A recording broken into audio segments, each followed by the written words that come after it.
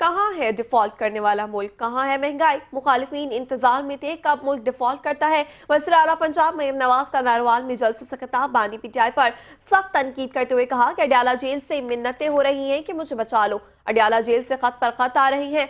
Adiala jail के अलावा हर जगह से अच्छी खबरें आ रही हैं। पीटीआई ने नौजवानों को गुमराह किया। पीटीआई दौर में दहशतगर्दी वापस आ गई थी।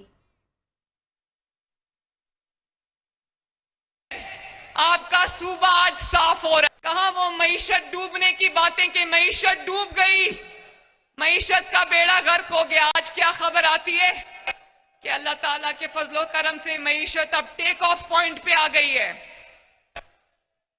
आज आपकी गलियां, आपके मोहल्ले, आपकी सड़कें, आपका शहर, आपका सूबा आज साफ हो रहा है।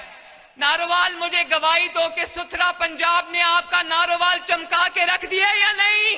कहां है वो डिफॉल्ट करने वाला पाकिस्तान? कहां है वो 38% महंगाई? जानते हो इमरान खान के दौर में जो 38% महंगाई थी, आज वो 5 या 6 डिजिट पे आ चुकी है, 5 या 6% पे आ चुकी है। और 25 रुपए की रोटी जो इमरान खान नाहल के दौर में थी, आज कितने की है?